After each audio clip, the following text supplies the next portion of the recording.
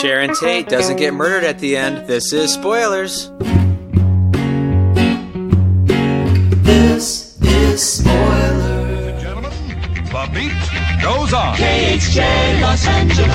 3:31 in Los Angeles. This is the real Don Stevie. I know that it's time. I know staying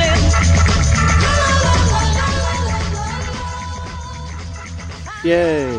Right? What a yay. Hello, everybody listening. This is your host, Stevie. And today, we're just going to do a quick overview of Quentin Tarantino's... What number is this? Is this 11? No. The 9th film from Quentin Tarantino. I guess the official 9th film, if you count the Kill Bills, is 1. Yeah, his 9th and what's supposed to be his second-to-last movie, Once Upon a Time in Hollywood. Let's go around and introduce ourselves. And what's your favorite Quentin Tarantino movie, starting from east to west?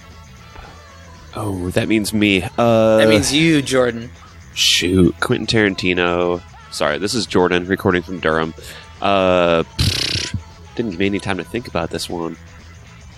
I think Django is probably my favorite. I don't necessarily think it's the best, but it's probably my favorite. Django! I almost named my dog Django. So upset when you didn't. It was vetoed So hard upset. by Kirsten. Some say it still comes up. You should get a dog named Django and a dog named Rango, Jordan. Ooh. Ooh, Rango's a good one. I believe I'm next. I'm Mikey, recording from Goshen, Indiana. And I also like Django a lot, but to be different, I'll say Inglourious Bastards. It's probably those are my 1 and 2. Alright, this is Pappy, recording from Louisville, Colorado. I moved recently. Saw a lot of QT lists this week. I'm getting really tired of people saying that, like, Pulp Fiction isn't the best. It definitely is the best, and a lot of hipsters out there are saying it's not, but my favorite is Jackie Brown. I love that movie so much. I haven't seen that in so A long. very hipster's choice. Yeah. My favorite. It's a very hipster's choice. I think... Oh, this is Stevie. And I think my favorite is Inglourious Basterds. I think that's the best and my favorite one. So to get into Once Upon a Time in Hollywood, starring Leo DiCaprio, Brad Pitt, and a bunch of other actors. Pappy, who is Rick Dalton and where is he in his life? So it's 1969, and Rick Dalton... The Summer of Love. Yeah, Rick Dalton that was 67. Rick Dalton is a giant television star, or he was kind of in the 50s and early 60s, but now he's kind of barely scraping by. He's trying to get it picked up on a pilot. He's obviously played by Leo DiCaprio. He's very different off screen than he is on screen. Like, he's kind of an alcoholic. He stutters. Kind of. Yeah. He's got some issues. Yeah, he's kind of seen his better years go, and we really start off with him and Al Pacino, who's playing, I think his name was, Maury Schwartz? Sandy Wexler. Yeah, Al Pacino pretty much playing Andy Wexler. And Rick kind of has this realization that he's a has-been. It hits him really hard, which I think drives him to even more drinking. And his career is pretty symbiotic with his best friend's career, which is who, Mikey? That would be Cliff Booth. And he's a stuntman for Rick and has been for like a couple of years now. But he's really kind of turned into his, what he calls his gopher. So just basically his chauffeur, because Rick is an alcoholic and he's had multiple DUIs, so he can't drive anymore. And there's a pretty funny scene of like just a quick cut of that situation, which there's a lot of flashbacks, in this movie, so. He also murdered his wife, which is an underrated plot point. Well, supposedly. What'd you guys make of that? Definitely murdered her. Again, are these real people from like back in the day, or are these fake characters? Because there are some real people in this movie, and I don't know if these are real people. Well, it kind of reminded me of Natalie Wood, that whole tragedy. Yeah. I think it's like based on, I've heard like Kurt Russell and his stuntman, and I've heard, who's the guy from Cannonball Run? Burt Reynolds. Burt and his Reynolds, that's stuntman, what I read too, yeah. Yeah. So these aren't real actors from back in the day. Okay. No, but someone that is very real, Jordan, like what kind of sets up this whole movie is who just like Brantley moved in next door to where Rick lives in the hills. So Roman Polanski and Sharon Tate, which were not names that I knew a lot about before this, and I've had to read up a lot about the actual like historical circumstances. But yeah, they move in next door, and basically Rick is hoping that he can make friends with them. And Pappy, I saw in your Letterboxd review that this was like one of your favorite parts. Yeah, I mean, I literally almost fell out of my chair. There's a line where, well, first of all, let's set the stage for the audience. Roman Polanski is a pretty bad dude. He had sex with a 13-year-old girl at a pool party and has been extradited from the United States and basically can't come back in because he was found guilty of statutory rape. But there's a line in the movie where Leonardo DiCaprio goes, "I'm one Roman Polanski pool party away from changing my career." I fucking lost it. I couldn't believe they made that joke in this movie. I was like, holy shit. I don't think anybody else in my theater caught it. My sold out theater, by the way, which was nice. Yours was sold out too? Big time. Yep. I got really annoyed. This happened like an hour and a half into my movie. 2 people tried like walking in that obviously didn't have tickets and just finding a seat. And it was the most annoying thing in the world because they had their flashlights on their phone. Fat. No. It was horrendous. Jordan, in your historical research, did you find anything interesting, though, about the Manson murders and Sharon Tate, anything? I mean, it's a pretty long story. It's interesting the stuff that is true that Tarantino has brought in, and a lot of it is kind of based on truth, and then there's obviously the outrageous stuff that he's, like, sprinkled in there, too. Nothing like super of note besides like the Spawn Ranch stuff is all pretty accurate. And yeah. And then like Tex is an actual like those people are all actual people, and it's pretty close except like obviously they go and murder Sharon Tate and her friends, not Rick Dalton and his wife and friend. Yeah. Which, okay, wait, can we, not to jump ahead too far, Stevie, but the whole Sharon Tate thing, we can talk about her, but she's just basically like a red herring, isn't she? Like, we see a lot of her, but there's really not much point of her even being in the movie other than a misdirect. That's what you were telling me, right, Stevie? It's a big misdirect. So I don't know if you guys felt this way or not, but for like 80% of this movie, I was just kind of like, what are we doing here? Like, what is going on in this movie? Like, nothing was happening quickly. There wasn't like a whole like story set up. And then with probably the last 20 to 30 minutes, you get like this sense of dread. And what I was really fearful of was Quentin Tarantino is going to show Sharon Tate get stabbed like 20 times. Very pregnant, Margot Robbie. Very, very pregnant Sharon Tate. And it's like, I don't really want to watch this. Like, this is how I thought, he might end it on the 3 walking up the hill towards the house. And there was, Quentin did this giant misdirect where he literally flipped the whole head, like the whole film on its head, and pretty much changed history. Anyone else I've seen a lot of people have a problem with it. Anybody else have a problem with it? I didn't. I loved it. I'd prefer this more so than watching people get murdered for sake of truth. Also, it's so cool, too. Brad Pitt in that situation is just, he's high as a kite because he smoked a acid cig. Kicking ass. So, and he's just whistling at his dog and snapping at his dog, and his dog is just taking out all of these. So apparently famous people, murderers now in our timeline, but in QT's timeline, they're nobodies. They got destroyed before even making it up to the Polanski house. It's kind of hilarious. I was going to say that it would have been pretty gruesome to see like the Sharon Tate murder itself, but then this movie also gets super fucking gruesome between the girl getting burnt and like fucked up by the dog. He also like fucks up one of the girls against like a mantle, and then like is slamming her head against a table. It's like that was messed awesome. up. It's like, oh god. Yeah. It was pretty rough during a few parts in there. Especially considering the whole movie up to that point is pretty low key. I mean, there's only like movie violence, and it's so cheesy. Like for back in the day, it's like really played out choreography, cheesy Western violence. And then it just flips a switch, like literally as Brad Pitt's whistling at his dog, and it's like hyper violent all of a sudden. It's really crazy. And like to your point, Stevie, about the changing history, I feel like every time that QT has done this, like he kills Hitler, right? In Inglourious Basterds. In a movie theater. Yeah, he kills Hitler. In Django, like the slaves rise up and like he kicks ass. You know what I mean? So like when he does it, it's like for like a cathartic historical like experience. You know what I mean? Like who doesn't want to see Hitler die? Like so, I feel like seeing the murderers of a pregnant Sharon Tate get burnt alive in a pool, that's pretty cool. I like it.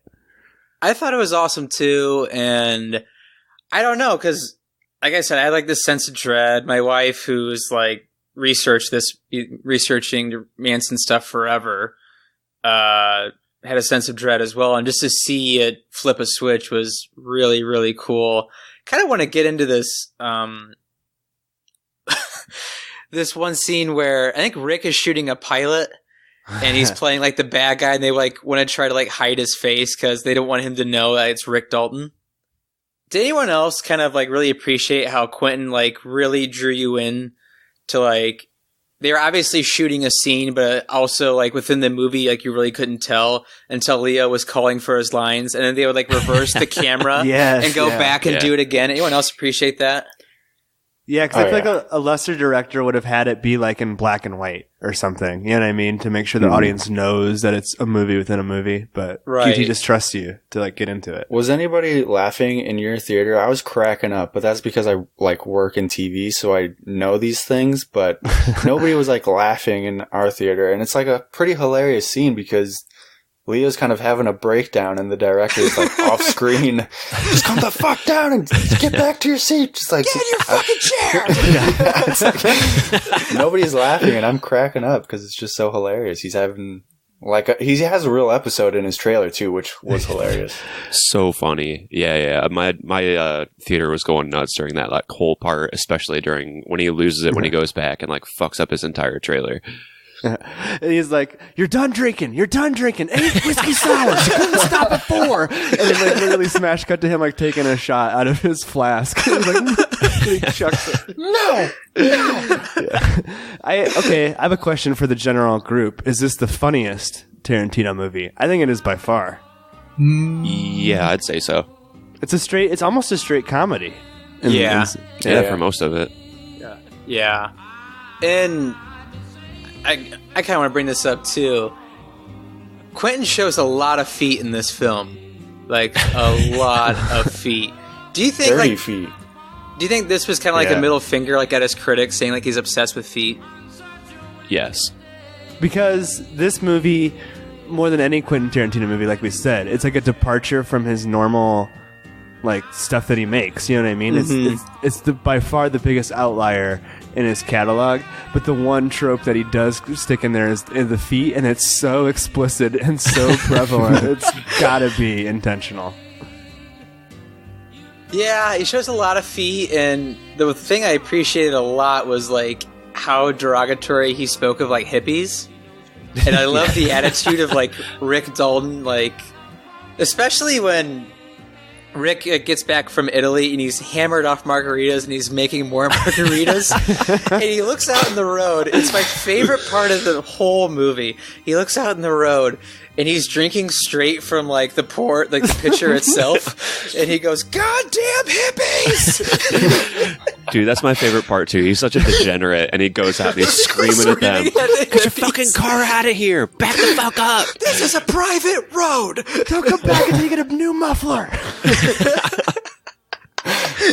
Goddamn property taxes! God, he is. This is one of my favorite Leo performances, to be honest. The more that we talk about it. Yeah, I mean, and it's also a perfect storm too, especially when it's kind of I like how Kurt Russell narrated this, like these scenes, but when in so many words Rick has to fire Cliff because he has a wife that I imagine likes expensive things. And did he steal that wife from the director? I maybe. I'm not sure. I don't know. I swear they had the same last name. Okay, wait. Speaking just of that, because they're Italian? Yeah. No, they did have the same last name. I figured. Oh, go ahead, Pap. Well, so Jordan, maybe you saw this. Was the implication that like Sharon Tate and that other dude and Roman Polanski were in like a 3-way like polyamorous relationship or something? Like in real life, that Jay Sebring dude she's listed as, or he's described as her former lover and just friend. So I think he's just like hanging out, like hippie kind of stuff, and Polanski's kind of in and out of her. Also, I want to say it was pretty cool that all these people were just like having sleepovers all the time. And they're like 40 years old, and Leo and Brad Pitt are like, dude, you want to come over, have some beer and a pizza and watch my pilot or whatever? It's like kind of awesome. I did like how Quentin, like, during the FBI pilot, how it just like stuck on screen of FBI, but Brad Pitt was like narrating the whole thing. It was kind of like a YouTube video. Yeah. So the only thing I kind of other than this whole thing I wanted to bring up was kind of, Jordan, to your point.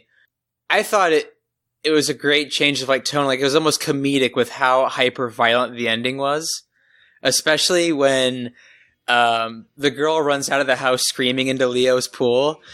And when Leo runs inside, I was like, okay, he's gonna go look for his wife. He's gonna go look for Cliff, and it made me laugh. Like everyone in my theater lost it when he ran out with a flamethrower. Anybody else in the theater have that reaction? Yes. Oh, yeah. What is the trope of like somebody in the pool like listening to music on headphones with like chaos going on behind them? Like, when does that come from? You know? No idea. But it's so funny. He's listening to like the fucking Red Baron song. Terrible 60s music. Oh man. Can I bring up another scene, Stevie? Sure. What do you guys think of the Bruce Lee Brad Pitt fight scene? Love that was awesome. It was so good. funny. That was so funny. And like the way that the Kurt Russell's wife hates him so much, and he just dents the shit out of her car. And it was like, this is like totally what would have happened on set of the director, like people actually working on the production, just being like, what the fuck, are you fighting the talent? You're throwing him into a goddamn car? It's like, Jesus Christ, get off of the lot. Like, there was absolutely no way but that whole conversation would go down the same way. And that entire scene is just a flashback while Brad Pitt is fixing Rick Dalton's antenna. You know what I mean? He's just like daydreaming about that. Then when that whole scene ends, he just kind of smiles like, yeah, that was awesome. And goes back to fixing the antenna.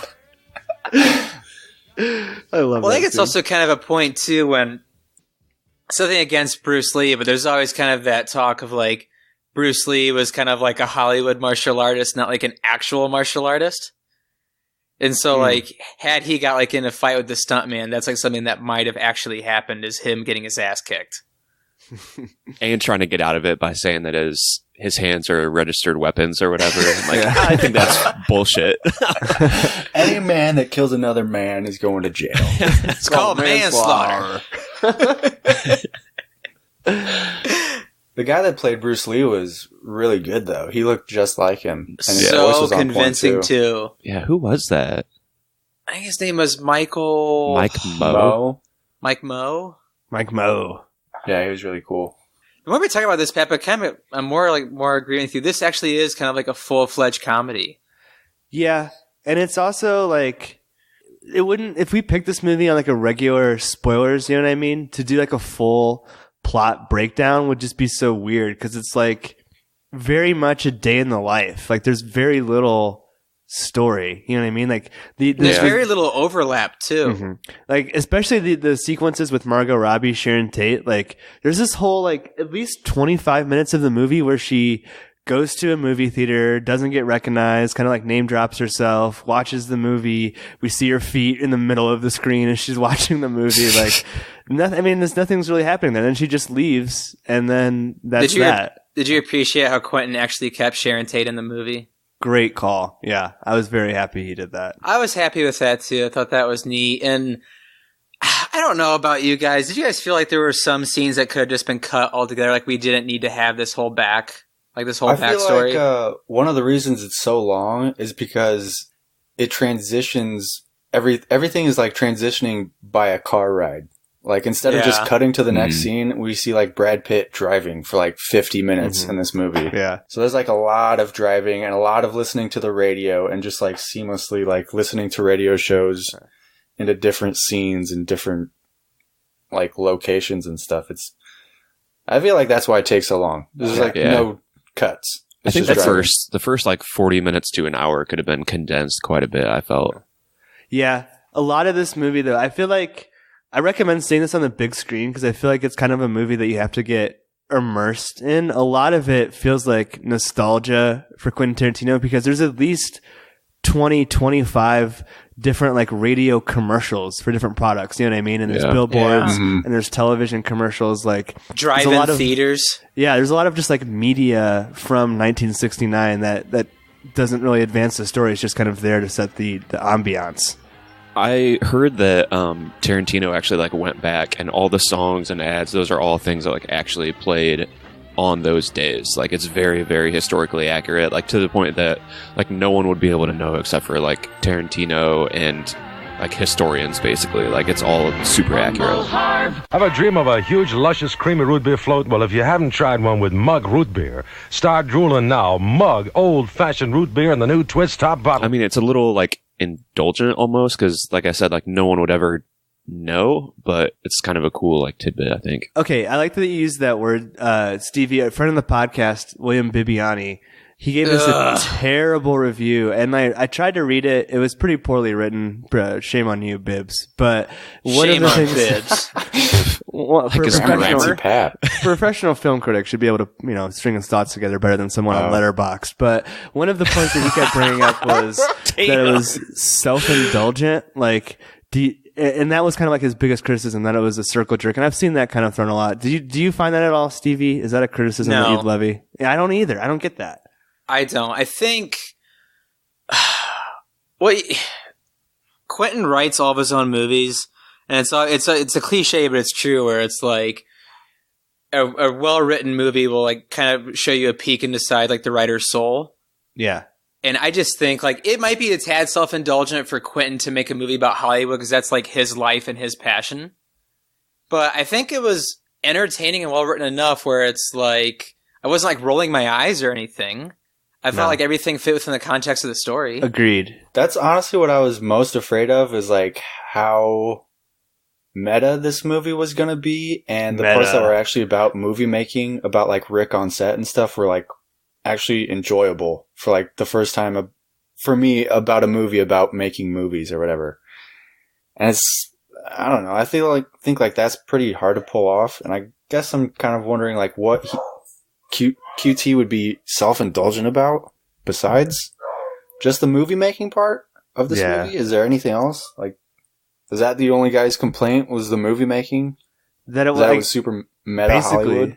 That it was meta Hollywood and that it was like Quentin Tarantino reflecting himself in the main characters. Didn't Bibiani call it offensive? Not really. I haven't seen any serious film critics levy that the violence against women is offensive. I mean, I don't think he likes it. He's kind of he likes it. I think that he wishes that there was more female empowerment, but I don't think he said it was offensive. And I don't think any serious film critic could say that, you know what I mean? Like the women who do get killed, they're murderers, and they were trying to kill Brad Pitt. Yeah. There was a line I really wish was omitted or was played by a different actress, but I really hated that part when she was like, you know what we should do, man? We should go kill the people that taught us how to kill. And she's like saying it really like over the top. I just hated that part. Man.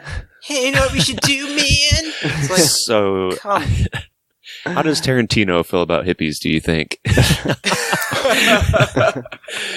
likes how they don't wear shoes.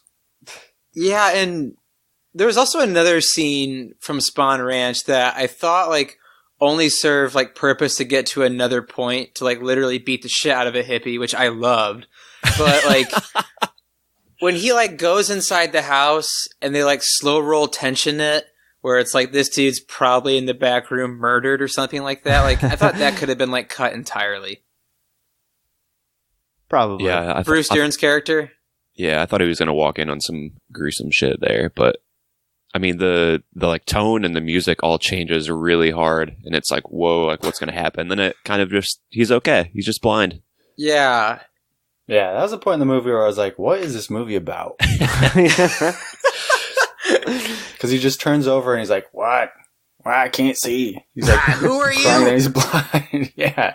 What day is it? What is this movie about?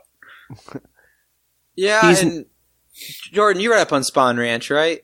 Yeah, a little bit. Were they actually like giving tours to tourists, like around the canyon and stuff like that? Yeah. Like when they moved in, like Manson and his followers and stuff, like that's what they were doing before that. So they kind of like took that over, it sounds like. But the stuff with George Spahn, he like was like pretty much blind and basically just was hanging out and having sex every once in a while and watching TV. That's like that's what they legitimate. Did. Yeah, and like the squeaky person is an actual woman that was there and stuff too. Oh my god, it's so weird, man. It's so weird. Jordan's a big cult guy. Jordan's a big time cult guy. Oh yeah, always. Trained psychologist. Were there any other memorable parts from this movie you guys remember or want to talk about? We kind of touched on it. Because it really is chaotic and episodic. The everything with that little girl who's like super precocious and super serious about the art of acting, like that stuff was hilarious. And the Rick fucking Dalton scene from the trailer was great too. I love that.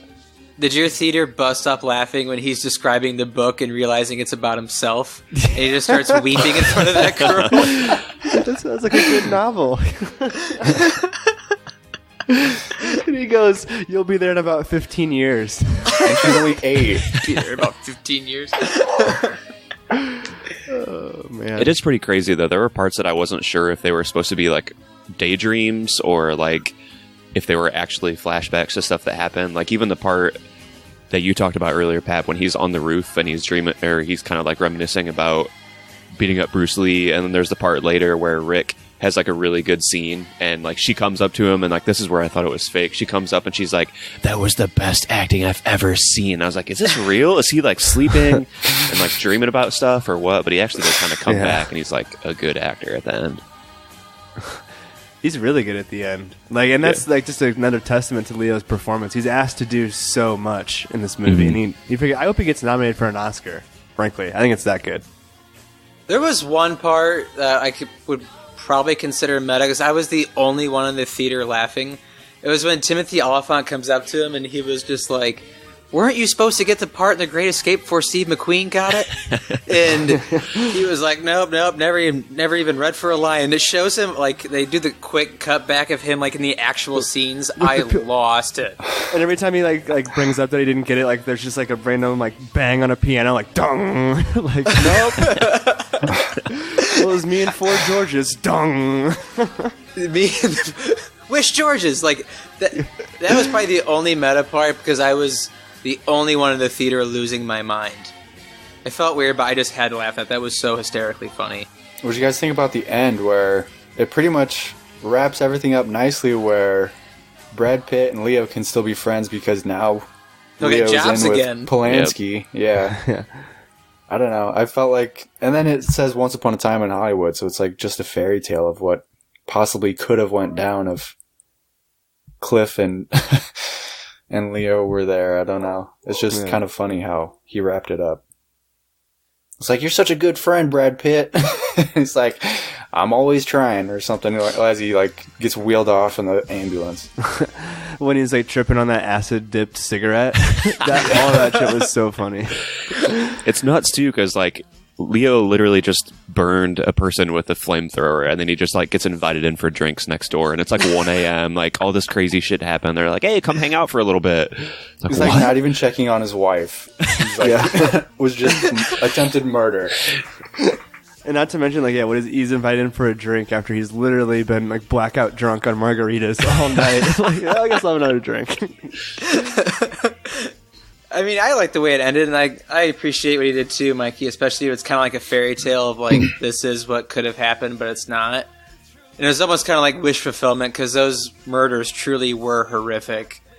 And I guess kind of like the attitude towards hippies of, like, that time too, of, like, here's what we'd like to have seen happen, but we didn't, so that's that. But yeah. Yeah. Where would you guys put this in, like, your Quentin Tarantino rankings, like, of his, like, whole movie library? Or, like, a certain tier? B tier. B tier. Probably. Yeah, same. Yeah. Still good. Better than Yeah. most people's movies. But I like that it's funny and like really subverted my expectations of what it was going to be about. I expected way more violence. Did you expect kind of like creepy cult stuff and way more murder, Mikey? Yeah, because I kind of stayed away from looking up anything about what the movie was going to be about or the Manson stuff too. Yeah. And so I was expecting way more violence and actually like way more cursing. There's kind of pretty low key for a lot of the movie until like the last 20 minutes. Yeah, and especially by the trailers and kind of promo ads, too, I thought there was going to be way more Manson. Like, way, way more Charles Manson. We just get that quick scene of saying, like, does Terry still live here? And that's about it. Yeah, that's like it. Yeah. Anything else?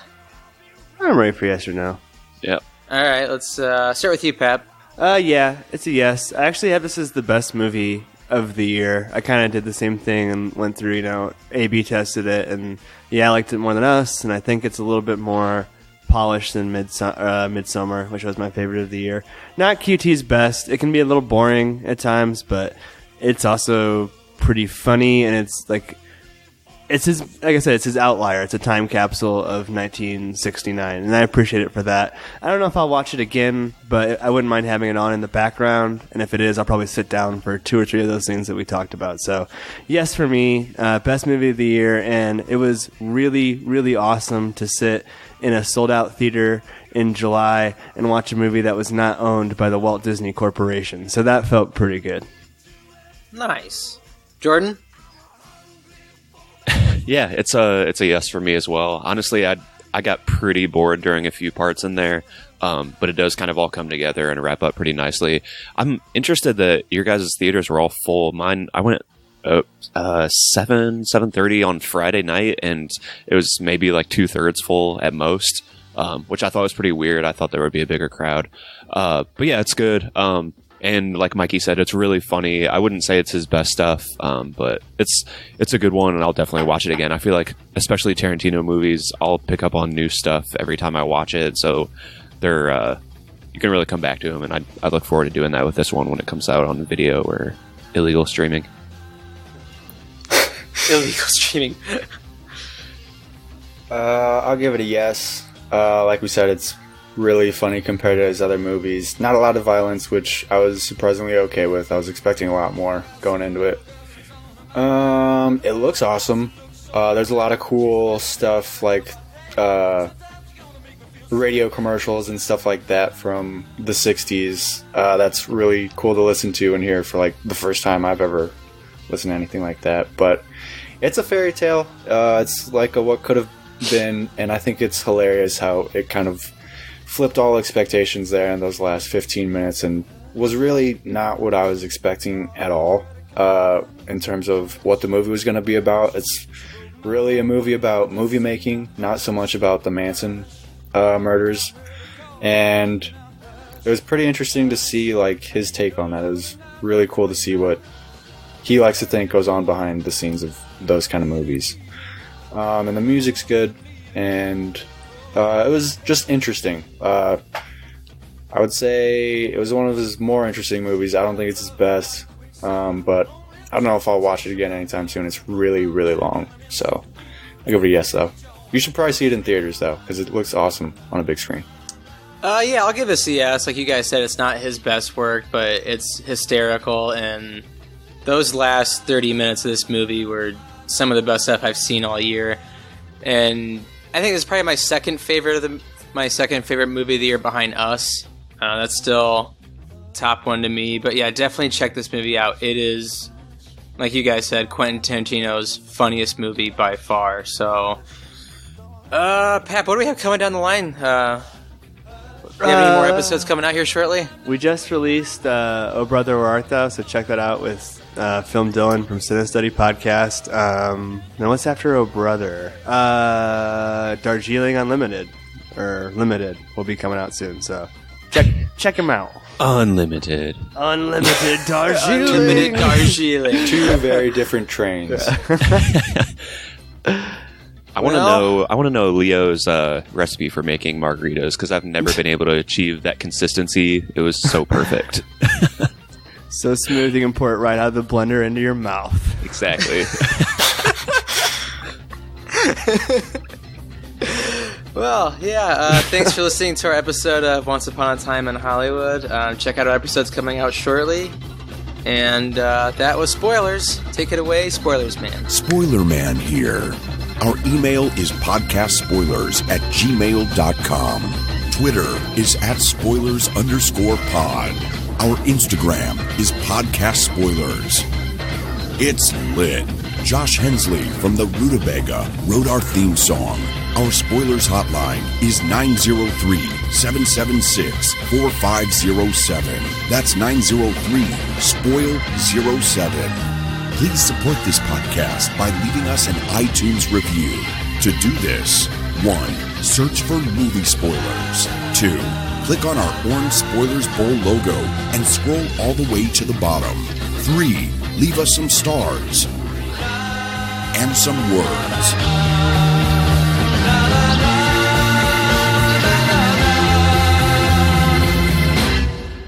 I only want you to listen to this commercial if you're under 25. It's about new Tanya tanning butter, the suntan product with no sunscreen added. And you know what that means. It means the only ingredients between you and the sun are natural coconut oil and cocoa butter, Hawaii's favorites. That and a little lava smoke thrown in there. For Tanya tanning butter is guaranteed to give you really deep Hawaiian tan faster than you ever thought possible. It's so fast, in fact, that you might even burn a little bit, but we've all done that. Not enough to hurt, though. If you want the deepest, fastest Hawaiian tan on the beach, you better pick up on some Tanya tanning butter. Prices start at a low 85 cents. That's a small price to pay, let's face it. A deeper, faster Hawaiian tan. That's what you get when you use Tanya. Yeah, Tanya. From Malibu to Miami. You'll tan like you're in Waikiki. Get Tanya. Get Tanya. Robert W. Morgan, 93 KHJ.